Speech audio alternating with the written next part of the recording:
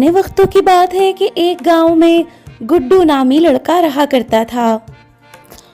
गुड्डू इंतहाई बदतमीज, छिचोरा और आवारा किस्म का इंसान था। सारे गांव वाले उसकी हरकतों से तंग थे। वो रास्ते से गुजर रहा था कि उसे दो लड़कियां नजर आ जाती हैं। अरे ओ हसीना, कहाँ जा रही हो? कभी हमसे भी बात कर लिया करो।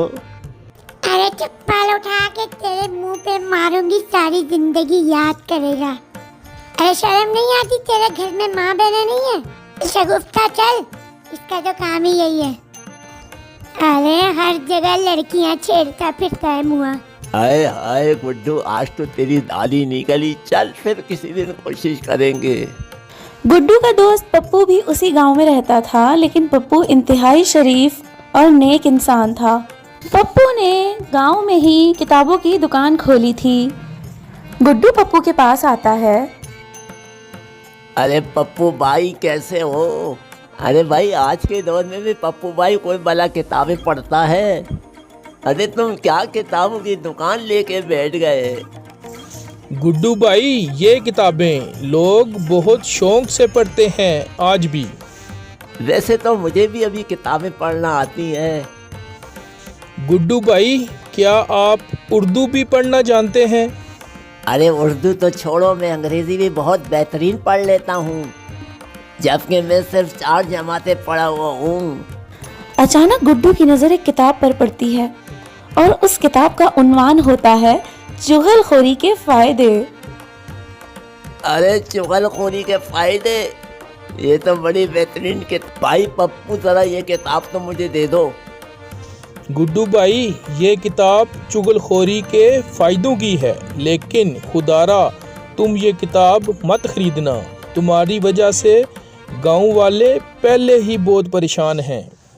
अरे मैं ये किताब कुछ देर के लिए ले जाऊंगा, फिर वापस कर दूंगा।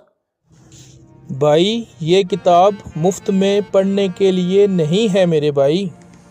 पप्पू बहुत समझाता है, लेकिन गुड्डू उसकी एक नहीं मानता और वो किताब लेकर चला जाता है।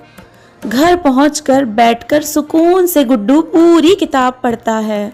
अरे ये किताब तो बड़ी ही बेहतरीन है। इसमें तो चुगलखोरी के बड़े मुफीद फायदे लिखे हैं। काम की चीज है बाबा। एक काम करता हूँ, तंदूर वाले के पास जाके थोड़ी गपशप करता हूँ। गुड्डू के दिमाग में न जाने कौन सी शरारत सूझती है कि वो तंदूर वाले से मुलाकात करने चला जाता है।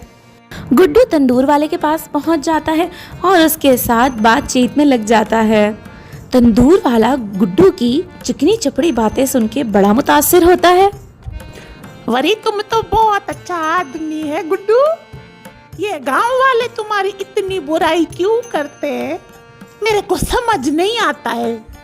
क्या बताऊं भैया, अब गाँव वाले ऐसी बातें करते रहते हैं, बस मुझे बदनाम कर दिया है लोगों में। अब गांव के चौधरी को ही देख लो, मुझसे कहता है कि किसी दिन तंदूर वाले को उठा के तंदूर में फेंक दूंगा। वरी चौधरी ने मेरे बारे में ऐसा बोला? अरे वो चौधरी तो खुद बहुत बेहया आदमी है। मेरा तो दिल करता है कि मैं उसका मुंह तोड़ दूं। भैया तुम जानो और वो चौधरी जाने, ये अपने पैसे पकड़ो, मैं तो चलता हूँ। उसके बाद गुड्डू भागा भागा जाता है और चौधरी के पास पहुंच जाता है। अरे बाबा गुड्डू, हमको तुम्हारी किसी बात पे एतबार नहीं है। अरे सारे गांव वाले तुम्हारे बारे में कहते रहते हैं तुम आदमी सही नहीं है। बड़ी चौधरी साहब, मैं तो आपके भले के लिए आपके पास आया हूँ। अरे वो जो तंदूर वाला है ना, अरे वो कह रहा था कि मेरा बस नहीं चलता, वरना मैं उठा के चौधरी को तंदूर में फेंक दूं और उसका मुंह तोड़ दूं। अरे क्या वाकई, क्या तंदूर वाला हमारे बारे में ऐसा बात कर रहा था? बड़ी, अरे हम इसको तोड़ेगा नहीं। अरे चंपू, अरे जल्दी जाओ, तंदूर वाले का तंदूर तोड़ दो। ठीक है उस्ताद, फिक्र मत करो, अभी जाके तोड़ता हूँ।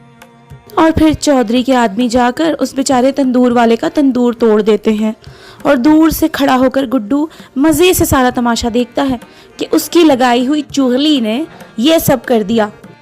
गुड्डू जाकर गांव की मुंडेर पर खामोशी से बैठ जाता है। चौधरी वहां आता है और देखता है कि गुड्डू किसी सोच में गुम है। चौधरी गुड्डू के पास पहुंचकर कहता है, अरे क्या बात है गुड्डू, तुम इतना उदास परेशान क्यों बैठा है? बस चौधरी साहब, अब मैं सोच रहा हूँ कि इस गांव को छोड़ दूँ। ना यहाँ रोटी रोजी का कोई जरिया है और ना अब यहाँ रहने में कुछ मज़ा आता है। अब मैं किसी दूसरे गांव जाऊँगा। अरे बाबा, तुम जैसा अक्लमंद आदमी वही गांव छोड़ देगा? अरे तो गांव वालों का क्या बनेगा? अरे तुम चलो हमारे साथ, हमारी हवेली में रहो। ठीक है, अगर तुम मुझे रोकते हो तो मैं रुक जाता हूँ। गुड्डू दिल ही दिल में बड़ा खुश हो रहा था कि वो अपनी चाल में कामयाब हो गया है। अरे वाह गुड्डू, तुमने तो कमाल कर दिया। अभी चुगलखोरी की किताब पढ़े 2 ही दिन हुए हैं और गांव के सबसे बड़े घर में तुझे ठिकाना मिल गया। वाह गुड्डू, खुश रहो। चौधरी अपने घर के बाहर बैठा किसी सोच में गुम था कि गुड्डू उसके पास पहुंच जाता है। बात है चौधरी साहब, परेशान क्यों हो? अरे बात तो परेशानी की है गुड्डू। अरे साथ वाले गांव का चौधरी अपने लड़के का रिश्ता हमारी लड़की के साथ करने के लिए आ रहा है, मगर वो आदमी हमको एक आंख नहीं बाता। अरे हमारा दिल करता है कि हम उस आदमी को बम से उड़ा दें। इसमें परेशानी की क्या बात है? रुको ज़रा, सब्र करो, दूसरे चौधरी को आ लेने दो। बातचीत करके मसले का कोई हल निकाल लेंगे, समझे? गुड्डू इस मौके का फायदा उठाता है और भागा भागा जाता है और पटाखों वाली दुकान पर पहुंच जाता है।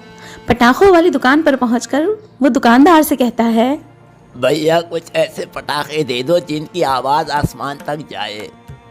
अरे भैया फिक्र ही ना करो, ऐसे पटाखे दिए हैं कि इनकी गूंज तो आसमान तक जाएगी। हाँ।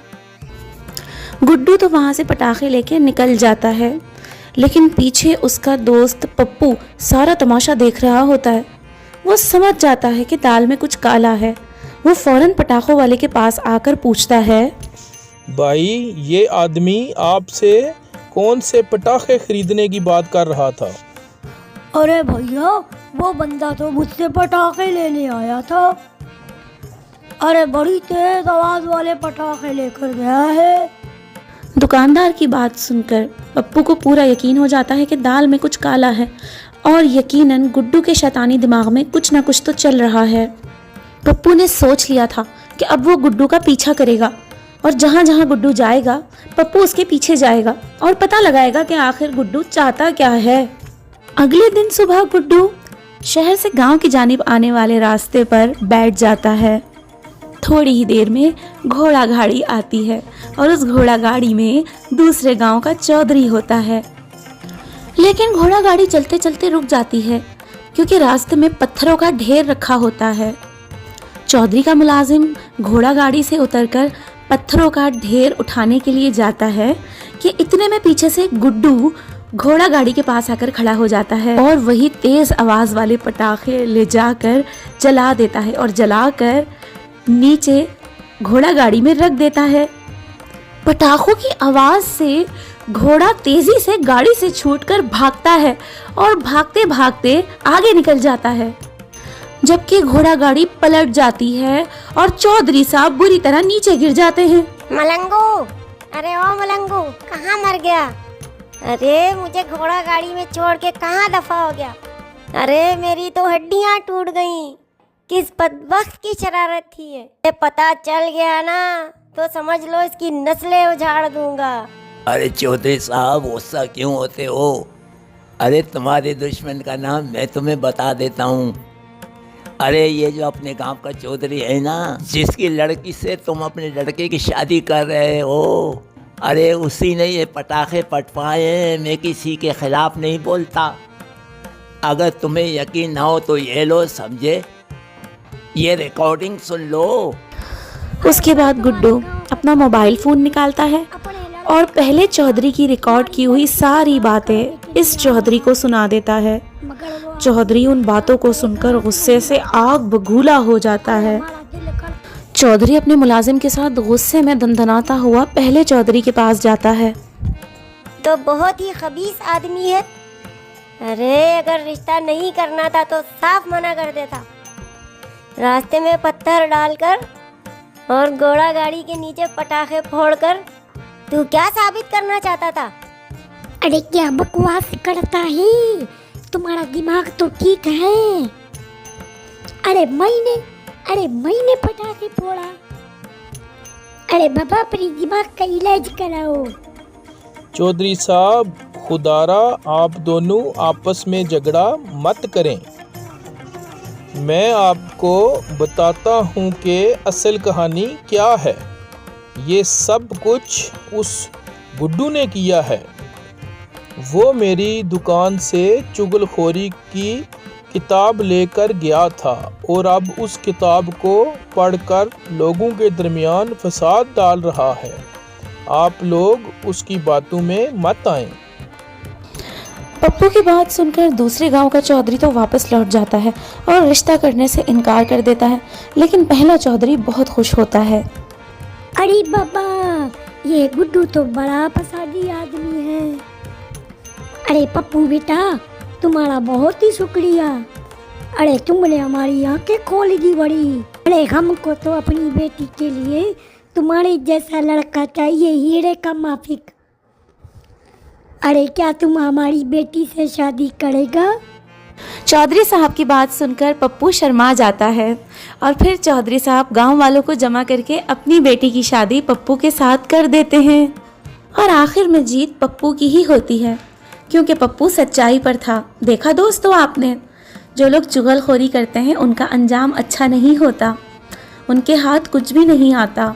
इसलिए आप भी चुगलखोरी से परहेज़ करें और अगर आपके आसपास कोई चुगलखोर है तो उससे बचकर रहें।